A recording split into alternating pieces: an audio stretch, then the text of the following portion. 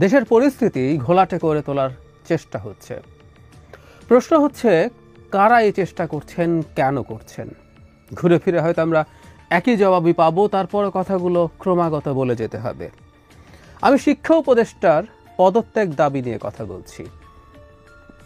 গতকাল হয়তো আমরা খেয়াল করেছি, তাকে এই প্রশ্ন জিজ্ঞেস করা হয়েছিল, তিনি তার জবাব সাংবাদিকদেরকে দিয়েছেন। তিনি বলছেন তিনি নিজে মনে করেন না যে তার দিক থেকে কোনো অবহেলা বা ভুল হয়েছে, মানে যেটা নিয়ে ভুল হয়েছে এটা নিয়ে পদত্যাগ দাবি করা যায়, এটাও অবিশ্বাস্য। আমি আসবো সেই জায়গায়। তো তিনি বলছেন সেটা তিনি মনে করেন না, কিন্তু তা তো নিয়োগকর্তা রয়েছে, তিনি প্রধান উপদেষ্টাকে ইন্ডিকেট করেছেন, তারা যদি মনে করেন তাহলে তিনি চলে যাবেন। খুবই স্মার্ট একটা জবাব, সঠিক একটা জবাব। আমরা এই ভদ্রলোককে চিনি, তাকে নিয়েও কয়েকটা কথা বলবো, কিন্তু তার বিরুদ্ধে অভিযোগটা কি? তার বিরুদ্ধে অভিযোগ হচ্ছে ওপরের অভিযোগ। তার বিরুদ্ধে অভিযোগ হচ্ছে তিনি একটা ছুটি দিতে দেরি করেছেন, রাত ৩টা বেজে গেছে। যেদিন এই দুর্ঘটনাটা ঘটলো বিমানের, সেদিন রাষ্ট্রীয় শোক ঘোষণা করা হয়। তার পরদিন এইচএসসি পরীক্ষা ছিল, রাষ্ট্রীয় শোক ঘোষণা করলেও সাধারণত সব কিছু বন্ধ হয়ে যায় না, ওটার কতগুলো নিয়ম আছে। কিন্তু পরীক্ষা পেছানোর বা বন্ধ ওই দিনের পরীক্ষা স্থগিত করার দাবি ওঠে, সেটা হতেই পারতো, এটা আরেকটু আগেও হতে পারতো, কিন্তু এটা সম্মিলিতভাবে সিদ্ধান্ত নিতে দেরি হয়েছে। এবং সেটাকে কেন্দ্র করে তার পরদিন সচিবালয় ভেঙে চুরে ঢুকে যায় স্টুডেন্টরা, এবং এই ঢুকে যাওয়ার পর যে সচিব ছিলেন তাকে সরিয়ে দেওয়া হয়। কারণ এইটাও মানে গুজব বলবো, যে গুজবও রটে যায়, ছড়িয়ে পড়ে যে সচিবের কারণে এই কাজটা করা যায়নি, উপদেষ্টা নাকি চেয়েছিলেন। আবার পরে সাথে উপদেষ্টাকেও এখন যুক্ত করা হলো, যেহেতু সচিবকে সরানো গেছে। এই যে সচিবকে সরানো এরকম চাপের মুখে, এটা অবিশ্বাস্য, এবং এগুলো এই প্রবলেমগুলো তৈরি করে। আমি মনে করি মানে দুর্ঘটনার পরদিন দুটো জায়গায় এক ধরনের মবের শক্তি পরীক্ষা করা হয়েছে, কিভাবে মব তৈরি করা যেতে পারে কিনা। মব এগুলোকে আসলে বলাও এক ধরনের অদ্ভুত ব্যাপার হবে, এগুলোর বাইরে থেকে দেখতে মব মনে হয়, কিন্তু এর পেছনে সুনির্দিষ্ট পরিকল্পনা আছে, আমরা সেটা নিয়েও কথা বলবো। আমরা খেয়াল করি একটা সিদ্ধান্ত নিতে দেরি হয়েছে, কিছুটা দেরি হয়েছে, রাত ৩টায় এই সিদ্ধান্ত জানা গেছে। এটা নিয়ে কিছুটা মিসম্যানেজমেন্টের অভিযোগও যদি করি, সেটা সচিবের পর এখন উপদেষ্টাকেও সরিয়ে দিতে হবে। মানে জনাব সিআর আবরারকে আমরা চিনি, দীর্ঘদিন থেকে চিনি, শেখ হাসিনা বিরোধী আন্দোলনে বা বাংলাদেশের গণতন্ত্রের পক্ষে, মানবাধিকারের পক্ষে, জরুরি কথা, দীর্ঘদিন লিখে গেছেন, কাজ করে গেছেন, তার প্রতিষ্ঠানের মাধ্যমেও কাজ করে গেছেন বিভিন্ন রকম শ্রেণীর মানুষের সাথে। মানে আমাদের গভীর শ্রদ্ধা পাওয়ার মতো একজন মানুষ তিনি। সেই মানুষটা আমরা এটাও বুঝতে পারি অহেতুক পদার্থে থাকার মানুষ নন। আবারও বলছি, আমরা অনেকেই তাকে খুব কাছ থেকে অনেক দিন থেকে চিনি, তার অ্যাক্টিভিজম দেখেছি। পদ রেখে ধান্দা করতে হবে সিআর আবরার সেই মানুষ নন, কিন্তু এই মানুষটাকেই সরিয়ে দেওয়ার চেষ্টা হচ্ছে। আমি আবারও মনে করি যে এগুলো উনি আসলে একটা পরীক্ষার মধ্যে পড়ে গেছেন।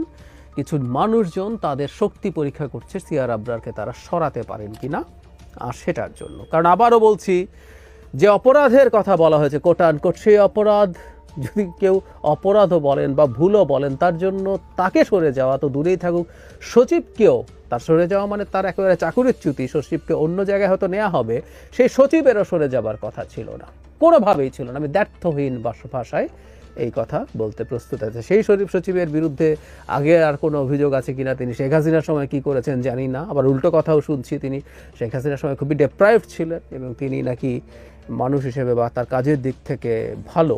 I really don't know, what ever it is. Even উনি তো ওই পদে ছিলেন, যে অভিযোগে তাকে সরানো হলো সেটা কোনোভাবেই জাস্টিফায়েবল না।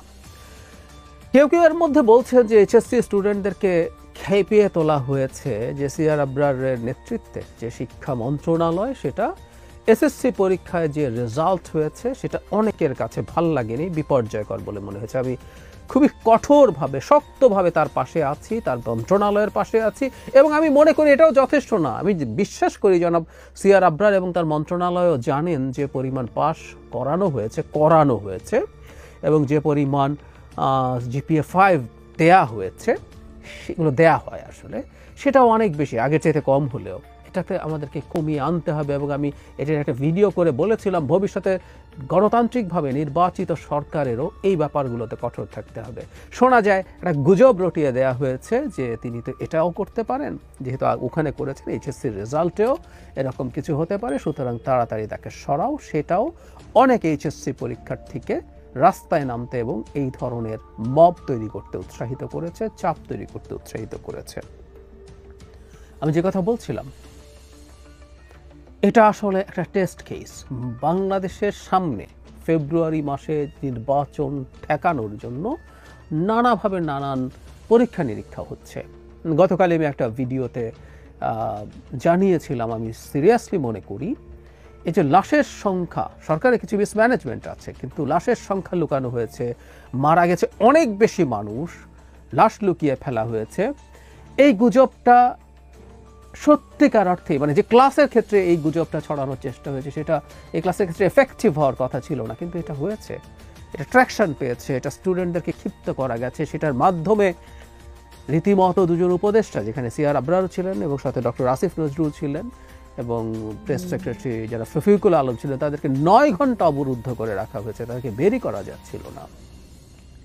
কেন তাদেরকে একটা সাধুবাদ দিয়ে রাখা, তারা ভয়ঙ্কর কোনো বল প্রয়োগ করে বেরোনোর চেষ্টা করেননি, তারা সমঝোতার মাধ্যমে চেষ্টা করেছেন। তাহলে খেয়াল করছি আমরা সেইখানে সেই পরিস্থিতি, এবং এবার আসলে চেষ্টাটা হচ্ছে খুবই ঠুনকো অভিযোগে এই ধরনের সাফল্য অর্জন করা যায় কিনা। আপনি কিছু স্টুডেন্টকে খেপিয়ে তুলতে পেরেছেন যথেষ্ট যে তারা গিয়ে সচিবালয়ের গেট ভেঙে ভেতরে ঢুকে গেছে এবং পুলিশের সাথে সংঘাতে জড়াতে হয়েছে, কারণ তারা ওখানে গিয়ে গাড়ি ভাঙচুর শুরু করেছিলেন। এই অভিযোগে শোনা যায় ওখানে থাকা পুলিশরা তাদেরকে গেট দিয়ে ঢুকতে সেই অর্থে বাধা দেয়নি। পুলিশ যে শেষ পর্যন্ত বল প্রয়োগ করেছে, পুলিশকে বল প্রয়োগ করতে হবে, পুলিশকে বল প্রয়োগের জন্য রাখা হয় প্রয়োজনে। আমরা প্রায় একটা কথা বলি, শেখ হাসিনার সময়কার পুলিশের বিরুদ্ধে আমাদের অভিযোগ ছিল তারা ইললিগালি বল প্রয়োগ করতেন, আনএথিক্যালি বল প্রয়োগ করতেন এবং ডিসপ্রপোর্শনেট বল প্রয়োগ করতেন, যতটুকু বল প্রয়োগ না করলে নয় তার চেয়ে অনেক বেশি করতেন। এই অভিযোগগুলো ছিল। কিন্তু এখনকার পুলিশকে তো বল প্রয়োগ করতে হবে, তাহলে ঢোকার সময় বল প্রয়োগ করা হয়নি কেন? এটা কি পরীক্ষা ছিল যে পুলিশের ব্যাপারে পুলিশ কিভাবে রিয়্যাক্ট করে, কিভাবে কাজ করে? এক কি police manage by some people যে তারা ঢুকতে দিয়েছে? কারণ সচিবালয় ভেঙে ঢুকে পড়া কিন্তু বাংলাদেশের আইন শৃঙ্খলা পরিস্থিতির ওপর একটা বিরাট প্রশ্নবোধক চিহ্ন দিয়ে দেয়। কেপিআই বলে কি পয়েন্ট ইনস্টলেশন, সচিবালয় তার একেবারে উপরের দিকেই থাকবে এবং সেই কাজটা করে আসা গেল। এটা অভ্যুত্থান পরবর্তী কয়েক সপ্তাহের মধ্যে না, 1 বছরের মাথায় এই কাজটা করা গেল এবং এইভাবে চাপ দিয়ে একজন সচিবকে সরানো গেল।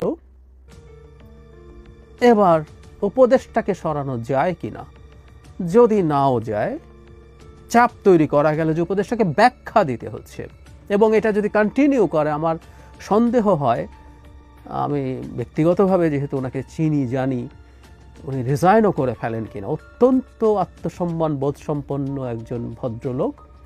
আমি ব্যক্তিগতভাবে চাই তিনি এই কনস্পিরেসিটা বুঝবেন এবং স্টেটের স্বার্থে তিনি বিরক্ত হয়ে অন্তত এখন সরে যাবেন না, তাকে এই লড়াইটা করতে হবে। তিনি এই লড়াইটা করুন, আমি খুবই এক্সপেক্ট করি, কারণ আমি বিশ্বাস করি উনি আসলে একটা প্রক্সি ওয়ারের পার্ট হয়েছেন। তাকে সরিয়ে ফেলে তারা দেখতে চায়, যারা নির্বাচন পেছাতে চায়, যারা দেশকে অ্যানার্কির মধ্যে রেখে দিতে চায়, তারা দেখতে চায় তাদের শক্তি আসলে ঠিক কতটা আছে।